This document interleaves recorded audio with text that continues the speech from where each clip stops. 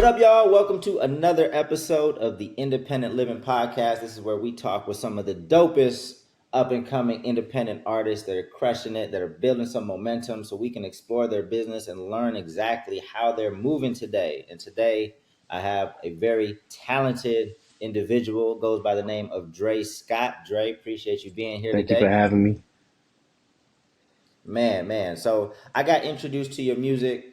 I saw some clips probably a couple of years ago, but then more recently, an organization I'm a part of asked me to reach out to you because they know that I'm in music, and then I dove deeper into what you were doing and some of the more things on social media, and the voice is amazing. Yo, The voice is amazing, but I want to start, just kind of getting a better understanding of kind of your background and how you got to this point. got you. Um, First of all, thank you. Thank you for the praise. Yeah, taking this year to accept compliments, so thank you for that. Um, I don't know. I've always sang as a kid. Granted, I didn't really grow up around musicians. I started off with Mhm. Hawaiian music, and I was doing bars and like clubs and restaurants at 13 every Saturday. Every Saturday we'd do it in 3 hour gigs, $20 with the band. Okay. You know how we do, just kind of what it is. So I don't know. It's something I always loved to do, and yeah, that was my start. And then I did Idol when I was 15, 16, 17. I did two seasons, and then just started Okay. kind of progressing from there. I don't know. I have a really long. I've been in a second, so it's hard to kind of, you know what I mean. I'm better with specific what questions. what what was the experience on Idol like? How did you were you did you know that you wanted to try out for it? Like what was the My process? mom made me do it. My mom made me do it. I was in high school at that time. I like to sing to Okay. sing. I had no example of that being a reality, let alone a career choice for me. It was something I like doing. I like to sing. Um, Hmm. and then I remember, because again, I did Hawaiian music, so it's very different from like what y'all know now or what you know me now of what I do. So I was part of BSU in high school, Black Student Union, and we had a talent Okay. show, and I sang This Woman's Work by Maxwell, and Okay. I got people's reactions, and like my mom's there, like the school was there, there's folks, a couple like people crying or whatever, and it was just kind of like my first like I'm good at this, because it's one thing when your Yeah. moms or your grandpa they hype you up. It's family; they don't hype you up regardless. Um, but Hmm. when you get a genuine like response from strangers, from whatever you're presenting, whatever art you're presenting, whatever medium, then you're like, oh, okay, this is something worth looking into at the very least. Granted, for me, it was just like, all right, cool, let's just do some more gigs. Mom's like, nah, Idol's coming to San Fran, like taking that little 40-minute drive and going to San Fran and doing the thing. So she made me do it, and I'm so glad she made me do it because that was my first time being around other musicians and other creatives. I didn't really have Hmm. a tribe in that, I guess, field.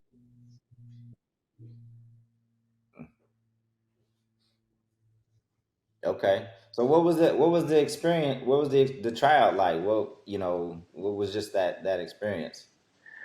It was cool. It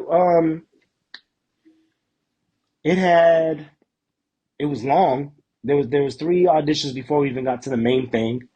You're in this big old auditorium, not even like arena, low key, with Hmm. tens of thousands of people that are dumbass talented. Like I said before, I was the only singer where I grew up in my Hmm. world, in my circle. So it was very humbling, and it was also very exciting to know that there are so many talented people, just as talented as the people that you love, in the spotlight. There's so many talented people out there.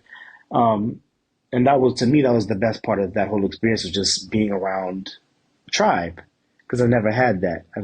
I've never been surrounded by that many creatives, and it was beautiful. That, and then getting to know industry, us TV kids, like reality TV show kids.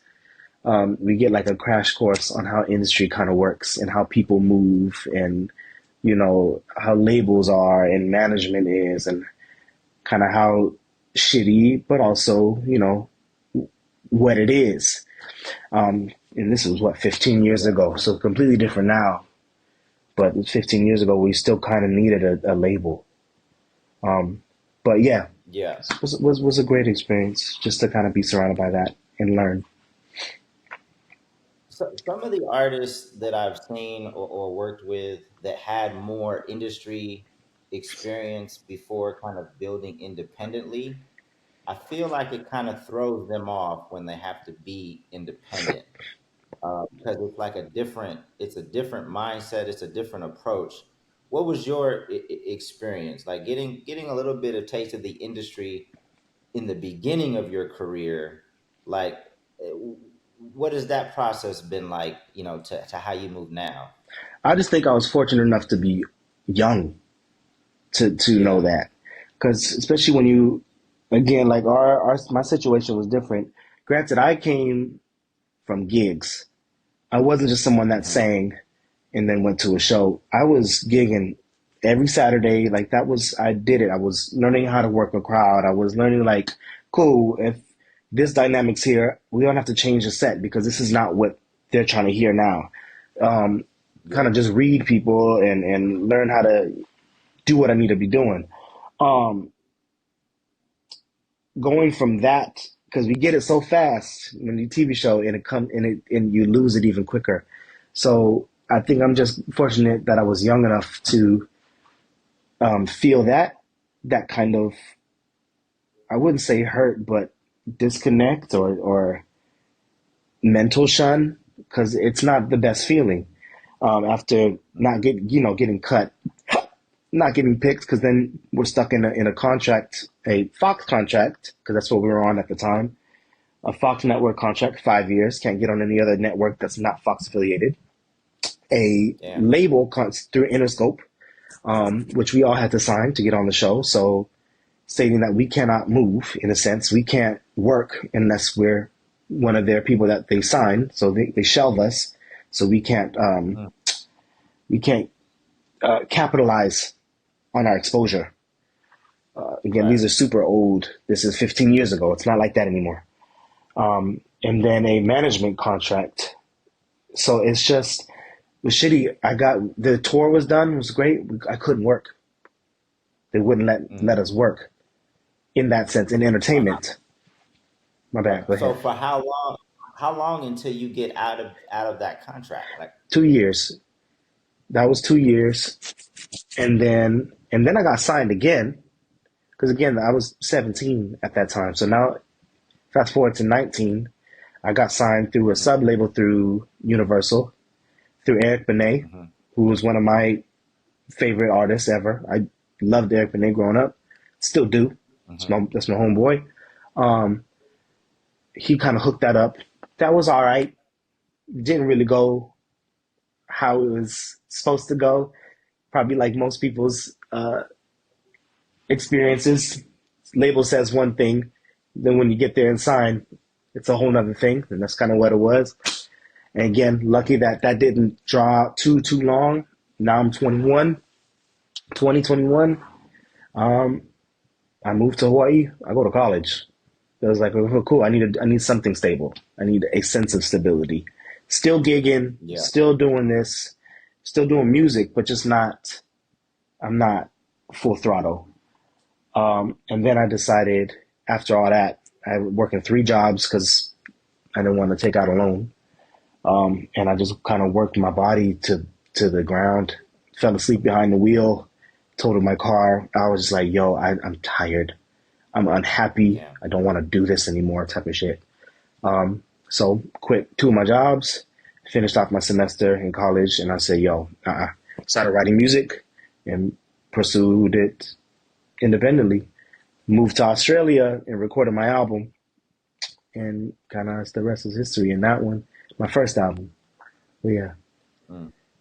Man, that's a really dope story. Obviously, not not a all positive one, but definitely some things to learn from that experience. What made you end up in Australia? Like, why Australia? So I was doing, like I said, I was still doing gigs. I was still doing shows. I had college tuition I had to pay off.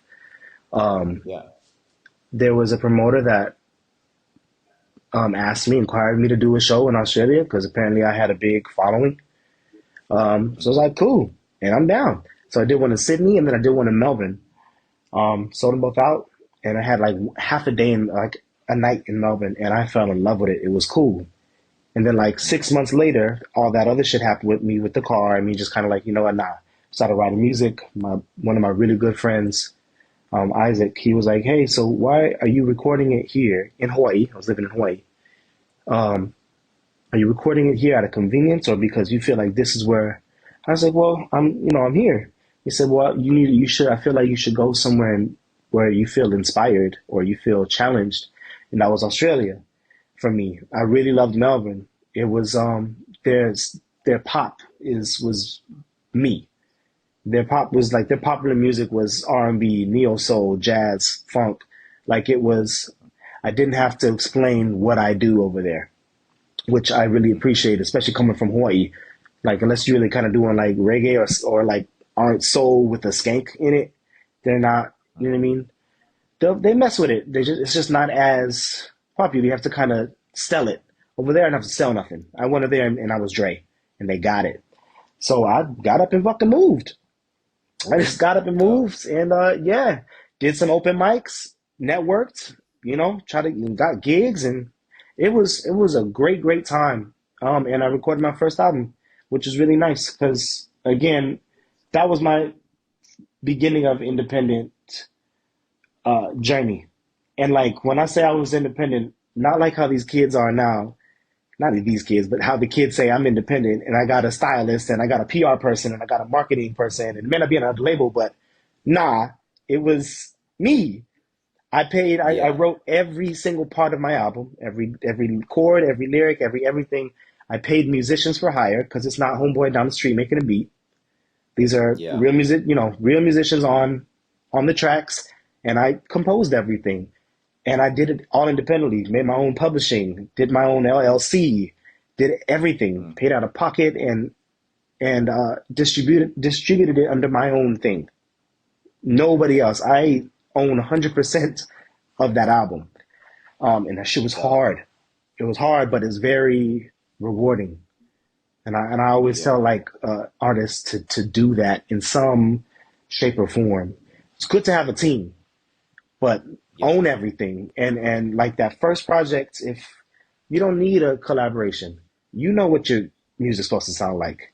Even if it has to be like super stripped down or simple and doesn't follow the trend, do you and make sure it's 100% you. Because if nobody likes it, I'm still gonna stand behind it. Because ain't Yeah. nothing worse when like I let somebody and this person influence me to do this or and then it does not receive well. Now I'm just like, well, I should have fucking listened to my gut because this, So whether two people liked it, no people like it, 2 million people liked it, I stood by it, and I can say that with my Yeah. chest. So Yeah. yeah, yeah, that was the beginning of my independent. Yeah. So I spoke with Queen Herbie on. Do you know? Are you familiar with Queen Herbie? Love her, and I was fucking with her back when she was a Carmen. Yeah. So I spoke with Queen Herbie, and when they got off the label, they kind of felt pressure to like keep things aesthetically looking kind of similar quality because they were on a label, they had a budget, so they had, their stuff looked a certain quality, and then they felt like some pressure to kind of maintain that quality in the public's eye. Yeah, Is any of that familiar to you? Just because you went through Idol, you were on big stages, probably bigger budgets, and then you finally get off the label situations. Is that familiar to you, or was that not a thing? that wasn't a thing for me because I'm simple anyway. I'm not that one. I'm not a production person, Hmm. even for my taste. Like when I go to a show, I go to listen to somebody. I appreciate all the dancing and you know what I mean? I appreciate all that. That's cool. I'd rather just go like, I want to go to a Jill Scott show or Anthony Hamilton show. They up there and the mic is on. That's the show. Ain't no, you know what I mean? Yeah. Ain't no dancing and background, pyrotechnics, none of that. So for me, it's just like cool. And I was young. I need the music to sound what it needs to sound like, and that's what I know is get on stage and perform it. So like after I released it, I really, to me, I had nothing to kind of compare to because the shit I released before wasn't me. So, Yeah. and there was just a couple singles. So at this point, it's like, cool, let me put out a project that is completely mine, and the way I want it to look, and then set my own standard and my new standard to whatever I mean. Because you don't need a lot of money For to, sure. to give a good product. And just and know what you do best and do it well. Even if it is like aesthetic and visual and whatever that is, do it well. I just know get on the stage. So even after I released my album, went back to Hawaii because my visa ended for Australia. I just got off The Voice there. I was a backing vocalist and a vocal coach on The Voice. Nice. Super fun. Best gig ever. Especially being in the background coming off of, being a TV kid. But yeah, all I know is get in front of people. So I was like, cool, gotta get a job again. And me and my friends paid for everybody's flights. We sold out 3 shows in London. We did House of Blues. We did Yoshi's in Oakland, which was a huge thing for me because I grew up in the Bay. So I saw my like favorite people at Yoshi's. Sold out Yoshi three Yeah. times. Super fun. Nice. Opened up for Jasmine Sullivan with my album. Did a show in New York here. Sold it out. Um, yeah, proud of it. And again, me, I booked every gig. I did all my marketing. I didn't really have a manager at the time, so I had to. If anybody's listening and just needs insight, I spoke as my manager through email. Yeah. You know what I mean? I Yeah. just did an alias name, but they didn't know it was me. I have one now, Right. but and when you don't have the funds for it or the means to do it, that's why it's just more professional.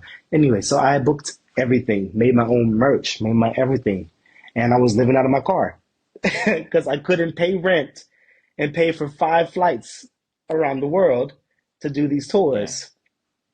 So priority, and and I always tell that story, and I don't want it to be like a sob story thing because I was super happy with my life. I want to say one of the happiest moments of my life. Parked, was living on my car for a few months, and surfing couches. Shout out to Meeks and Anti Star and Isaac and the folks that would let me like stay in their places for whatever, however long I could be. But yeah. Also, please So cut me off because I'm long winded. I'm so did the shows make money, or were you doing it at kind of a net loss with the travel? net loss, absolutely net loss. I Mm, want to say the first 4. I didn't make much okay. money off of those. I made money on because now this is 5 people. I'm flying from Mm, Hawaii to California right. to London to Florida to New York to it's that shit was expensive. Right. Which I wish I would have. Not that I would have. It was a great time. It was a good time, but I could have toned it down a bit more. I could have just been me and guitar. You Yeah. know, I was about to say it's been like you and a little acoustic set, yeah, yeah. But I just my if you hear my music, it's heavy on the backing vocals. I love a harmony. So yeah. because it was technically acoustic, I had djembe. I had a djembe, guitar, and 3 backing vocalists, and one of my backing vocalists played djembe. So we had like a percussion, guitar, and just a gang load of harmonies. And they were all my friends. So like I kind of lucked out in that sense because I didn't really pay them much. Sometimes all I could really pay them was like $50, $100, and they were cool. They're just like, I'm just down for the ride. You just give me the flight and where we about to stay, and let's go. I was like, cool. So very Yeah. fortunate enough to have them. and have that sense of a team to where that they will give up their time. Yeah. Granted, they're not coming out of pocket, but that's still time that they could be working. So I'm super grateful for that they believed in me and helped me out. Crucial. Can you just talk about? I mean, obviously, you talked about being doing gigs at a very young age and just getting those reps in. Because a lot of young artists today feel like they're ready to tour, feel like they're ready to get on stage, but haven't gotten those reps in. Can Yeah, you talk about just how important like getting on stage time and time again, and to the point where I'm sure you're so super comfortable on stage now, like you just got to get on, you got to get those reps in. It's just important before you think you're ready to get on stage. it is, and Like, in every setting, and in every setting, yeah, I feel like, especially not even especially in any genre and whatever you do, you need to be in front of people. You need to like intangible people, not on the TikTok, not on that, not on the TikTok, not me sounding old as hell. Um, but it's just it's you could tell when people do it for a living and when people just are industry kids or media singers. There ain't nothing wrong with it. Not that's not knocking the talent, but it's a mm, different thing. You need to know how to, like I said, you switch up the set or we switching up the vibe because this this city don't mess with what this city will be doing. Cool. They know the song, but let's give this a funk because we over here, or let's give it like a pocket and like groove it because we're in Atlanta. Cool. We in Seattle, we mm, can make this more folky, and then yeah, they'll like it. It's kind of it's learning people and reading people and knowing how to take the criticism, knowing how to turn a heckler into a joke, into part of the show, and not messing up your mm, ego or messing up your spirit. And or knowing how to throw it back and saying that shit with your chest and keep that show moving. Um, right, because it happens. Um, and then also even financially too, getting, getting screwed over. Not saying you have mm, to, but sometimes you need that to like know, hey, okay, cool. I need my money up front for certain right, things. And learning how to sing in front of three people, four or five mm, people at a bar that you booked and this city or this place just doesn't really mess with you, but you still get up and you give them three people a great show. Because if you ever do come back, them three people turn into 30, and them 30 turn into 300. Because you stand on your shit and you know how to work a crowd no matter big or small. Because sometimes it's the smaller ones that are more intimidating. For me, it's the really smaller ones, them 10 people that are just like, okay, it's a little intimidating versus like a big ass arena. yeah. Can At you first. can you Yeah. can you talk about a time where you got screwed over and kind of what happened and how maybe you could have prevented it? Yeah, so I did a show in Hawaii. The promoter promised all these things.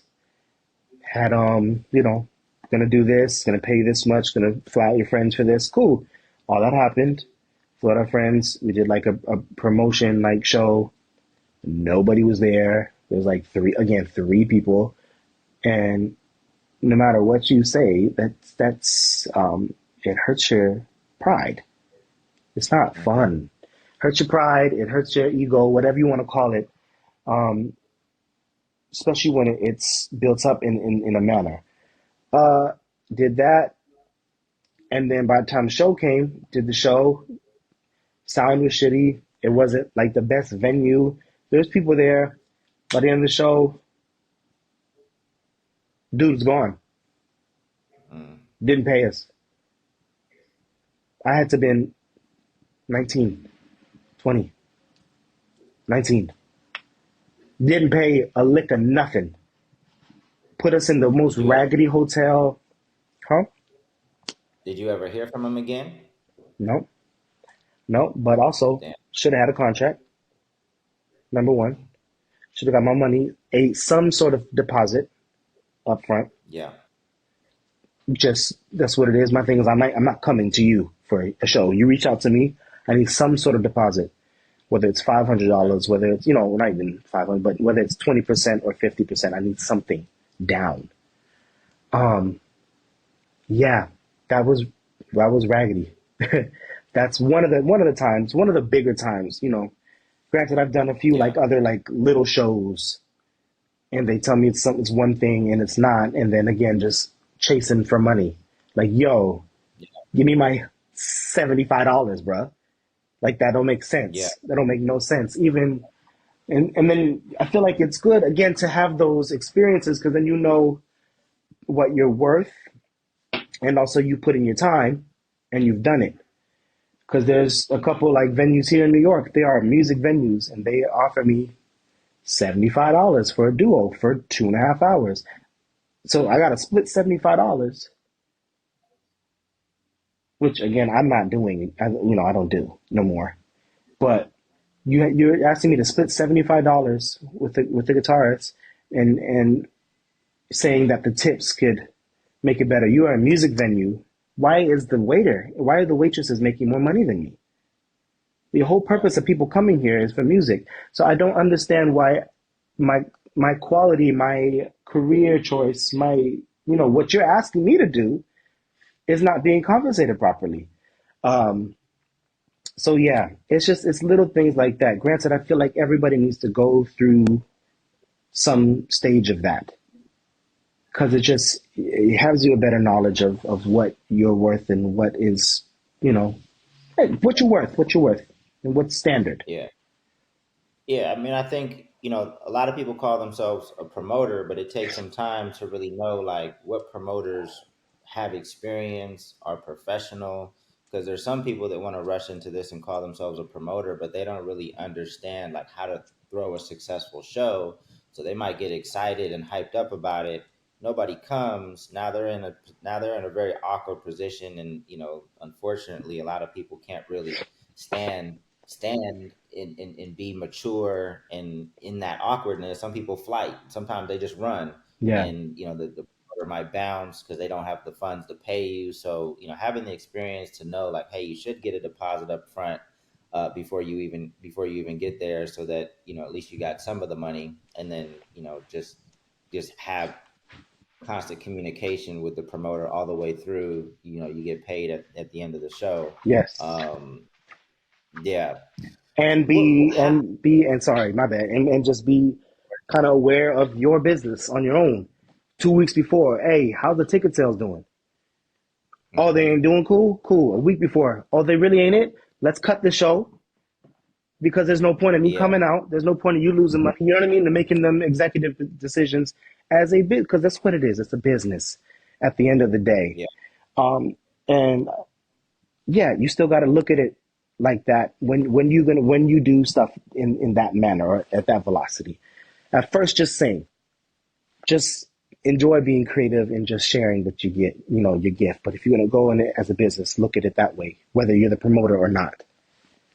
yeah. Yeah, Because having that communication up until the show, like you'll get a sense of like what this show's about to do or what potentially could happen. yeah, Because like you said, you could possibly renegotiate, or because you want to, depending on the promoter and the value of the relationship, 'cause you don't want that promoter to take a huge L, right? yeah, Um, because then it may hurt you from coming back the next time. So there's a lot of factors involved in terms of like how you should sort out a show if the attendance doesn't look like what you thought it would be. But that's where a little experience comes in terms of how to manage that situation. yeah. Um, how are you feeling just in general about music now? Like, what are the good things about how you're pursuing music now? What do you really enjoy? What I really enjoy, I mean, I enjoy the sense of freedom. I do what I want for the most part, um, creatively. That was a big thing for me because again, I've been through the labels, and many of people we've tried a lot of things. Or like, cool, they look at me and like, well, you should actually be doing this because of how you perceive, and this will sell more, blah, blah, blah, blah, blah. now, as far as me personally, it's just I like that I could do what I want. And it could be a cool like R&B song, or I could break it down in the middle of my like jazz R&B like set, grab my guitar and sing you a folk song that I wrote 5 years ago, just because it was on my heart or just whatever. It's kind of what I was feeling, and it's fine. And nobody's saying like, "Nah, that's gonna bring the mood down." It's my show, and Right. and I know my audience. And again, I know my audience for the most part. And I know the setting to where I can do that, but I still have the freedom to do it whether I want to or not, which I like Hmm. for me. Is there what about in terms of like social media or anything else, just outside of the kind of the creative freedom? Um, is there anything else? Because I'm definitely going to get to some of the things you might be frustrated by. Mm. Um, but is there anything else that comes to mind in terms of like what you enjoy just about being an independent artist, or is it really just kind of that freedom? Honestly, it's kind of that freedom. The rest of it is work. Social media is work. I'm not good at it. I do appreciate that we have it and it's a tool that is easily accessible. But it's work. I don't love that aspect of it. I don't like the visual marketing aspect of it because again, I just like to sing. I'm a t-shirt and pants and hoodie type of guy. That's just what, you know what I mean? I'm not flashy. I'm not none of this. So the marketing part is hard for me in the sense of really trying to stick out. I like to sing. Yeah, So that's kind of where I need input in the sense I need that team to be like, hey, let's try this. Try wearing this. Let's try these camera angles. Let's try it. Cool. Because I don't see it. I just hear everything. I know what I yeah, want it to feel like and I know what I want it to sound like.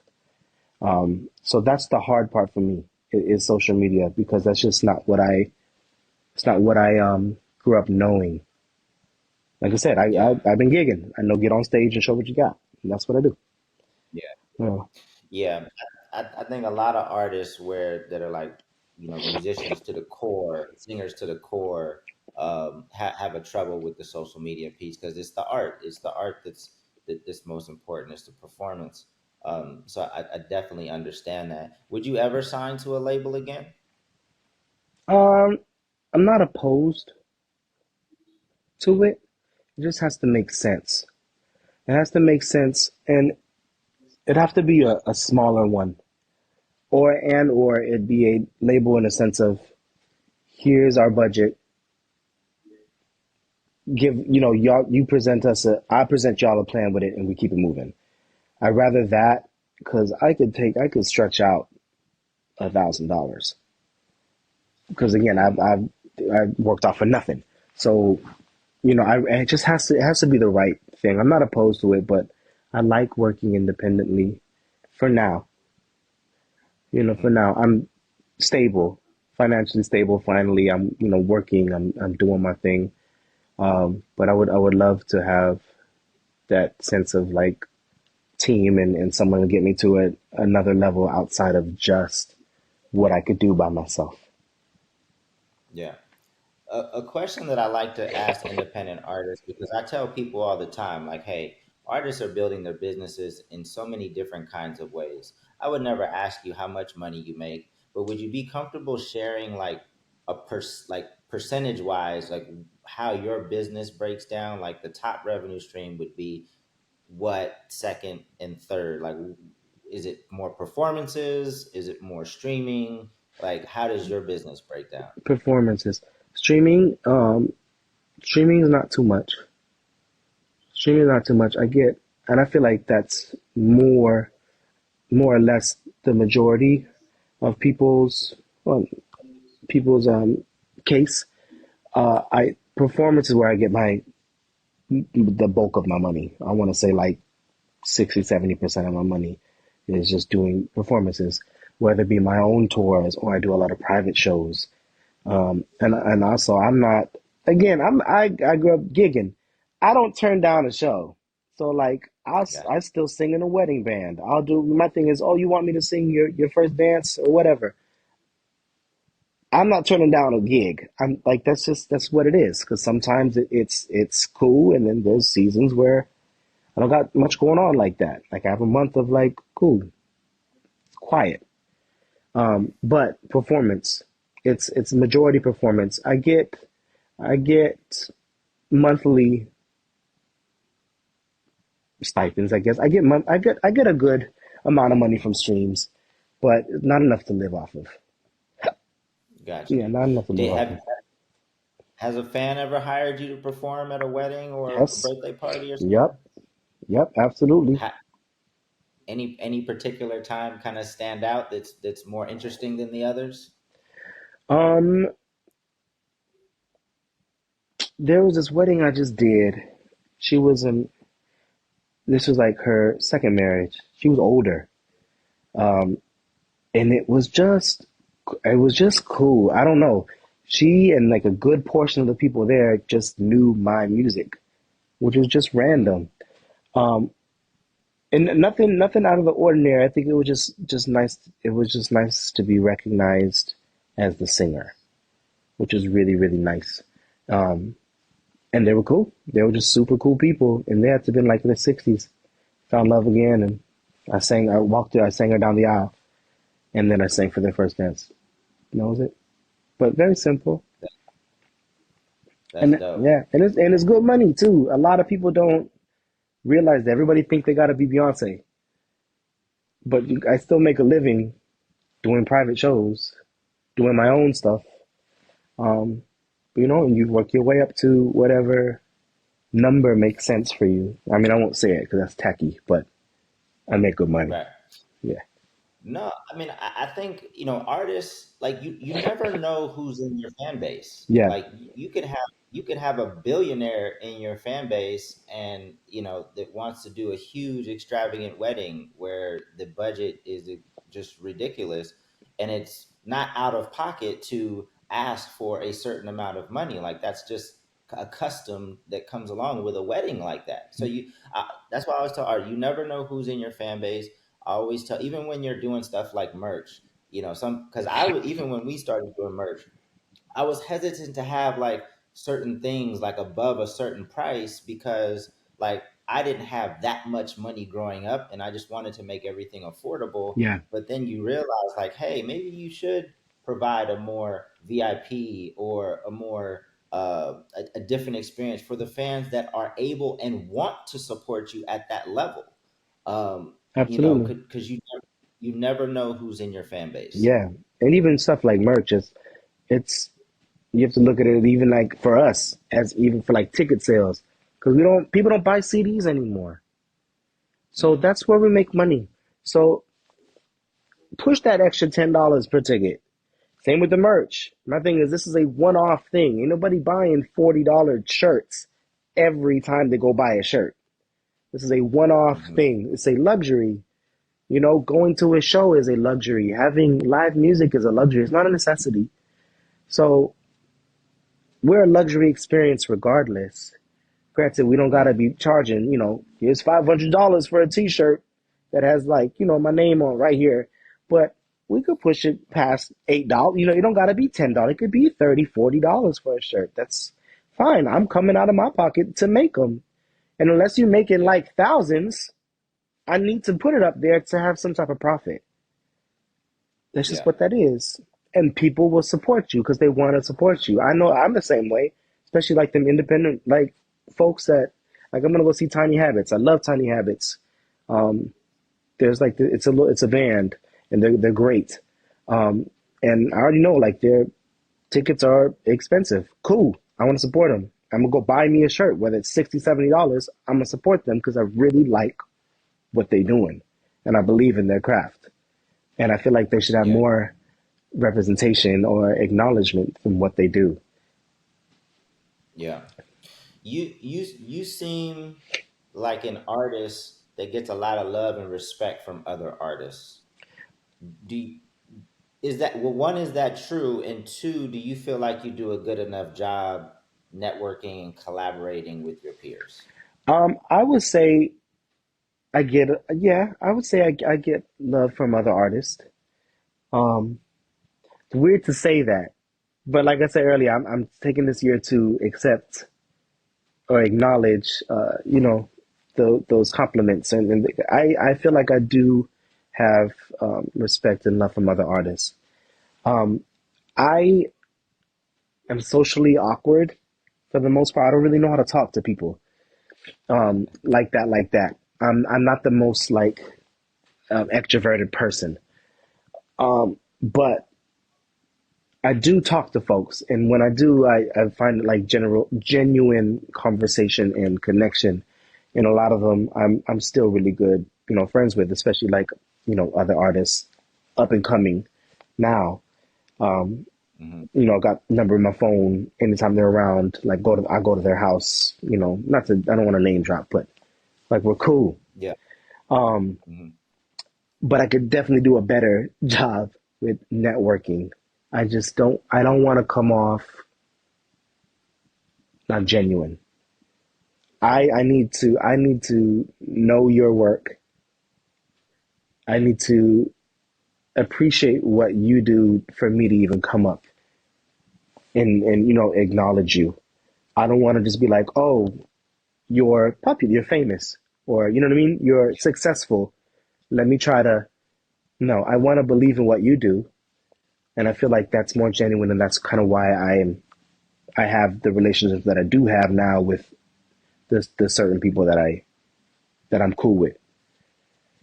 Yeah. Yeah, I I always feel like I'm a big fan of collaboration, and I feel like, I mean, independent artists, they collaborate, but I don't think it happens enough. I feel like artists can be more supportive of one another because you're not really competing with each other like that. Like, people can be fans of a lot of different artists, and I think a cosign, or like when an artist shares another artist with their fan base, to me that's one of the best like pieces of promotion that could happen ever, same. or that exists. So I always encourage artists to, you know, I understand sometimes you're awkward or things like that, but if when it makes sense and when it's genuine, definitely, do more collaborations, more supporting of one another, more sharing each other on each other's social Yeah, media pages and things like that, because that could be extremely beneficial. absolutely. I mean, I like that. I like the idea, especially if I'm coming as an independent artist.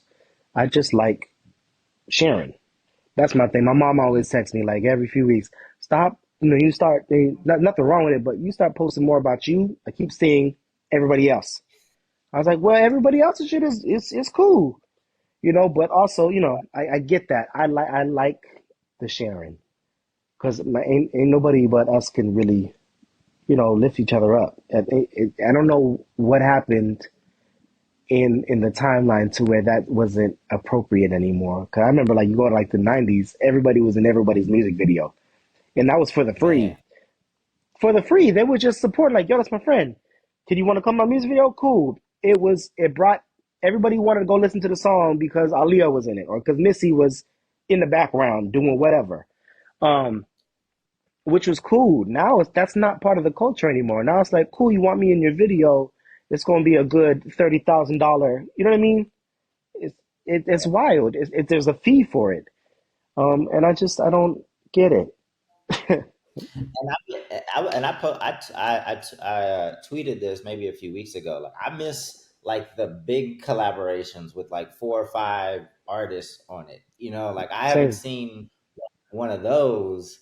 One of my favorite ones is on the Best Man soundtrack, where you had like Tyrese. I think RL was on it.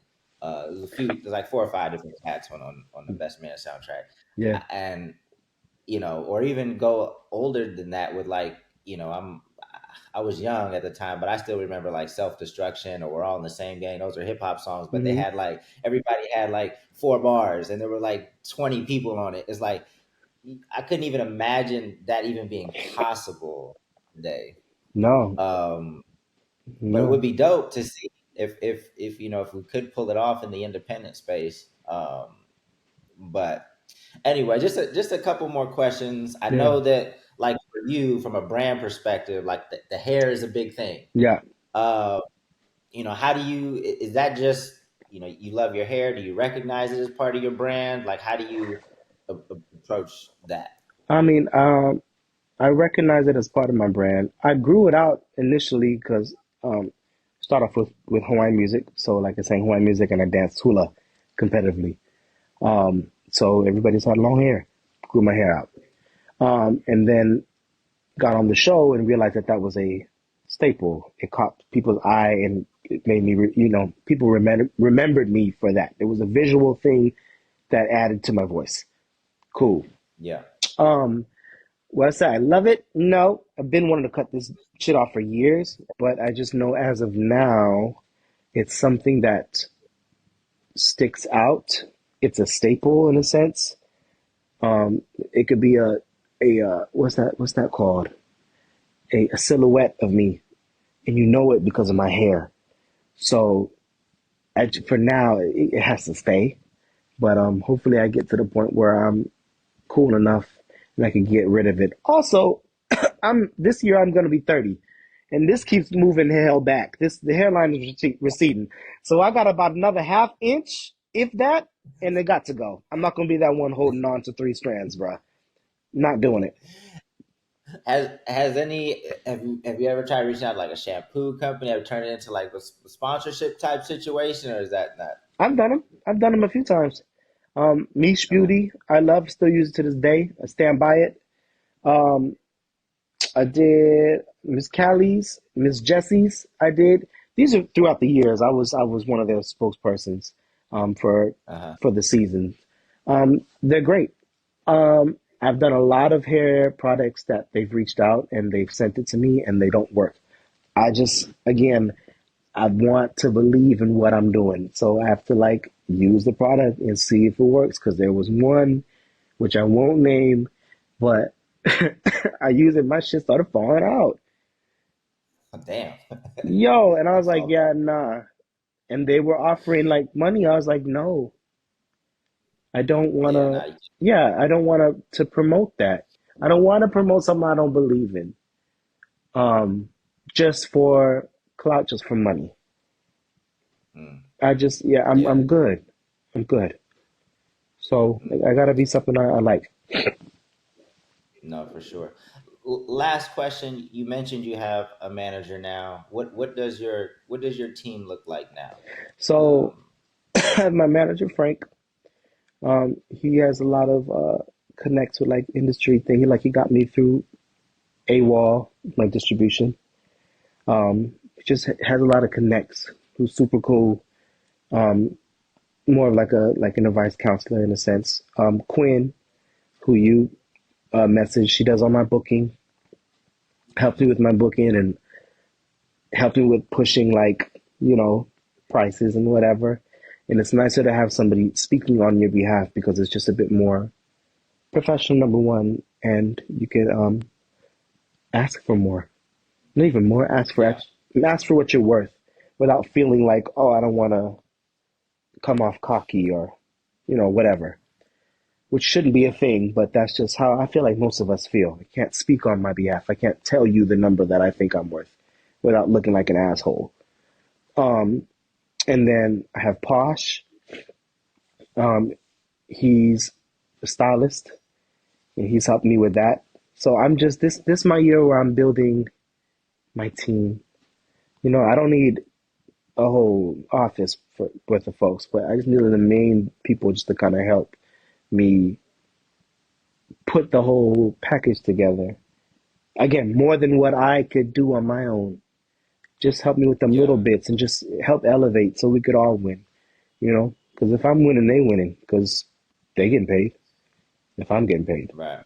so Right. yeah, Lastly, what can we expect this year? We got new music dropping soon. got new music, dropping soon. Got the rest of the album dropping soon. Okay. Yeah, yeah, Dope. it'll be cool. Is there a It's date yet or not yet? not yet, not yet. Getting them mastered right now, and just yeah, just getting them mastered right now, and just bought the masters off of the producer. This is my first time actually working with a producer. His name's Ness. He did like all of Snow Allegra's, Bryson Tiller stuff, He's badass. He did the past two, like Feelings and Million Shades. The past two singles he did. So the rest of the album we're doing with him. He's amazing. Yeah. So it's the rest of the album is a bit more old school R&B, feel good old school R&B, more like Maxwell, Benet in that area. It's cool, but Dre. I love it. Yeah. I love it. So to me, that's what I grew up on. I'm a fan of those artists too, but my favorite artists were my favorite is Boys to Men, um, Joe, Jaheim, Yep. uh, Case, Life Jennings, Yep. um, like that era of music to me. That's where I'm still kind of stuck. I mean, Uh, it's timeless. And Joe sings down. Folks sleep on Joe's voice. Joe's ridiculous. He is so yeah, good. the All That I Am album is definitely in my top five R&B albums of all time. Mm, Uh, but yeah, man. And so I could hear some of that every time I hear an artist of today. You kind of get a sense of like where some of their influences might be, or at least like the time of where some of their influences might be. And I could definitely hear some of that in your music. I heard some of that in Will's music. Um, so it's dope and refreshing to yeah. have those conversations. Well, thank you. Um, Cool. Well, this has been another episode of the Independent Living Podcast. Great conversation with Dre Scott. Man, there's just so many ways there's so many different journeys. Nobody walks the same path. Nobody has the exact same business. And hopefully that's what people see through these conversations. But Dre, thank you once again. If you can just stick around for a second when I close this out. Until next time, y'all. See y'all soon. Peace. Peace, man.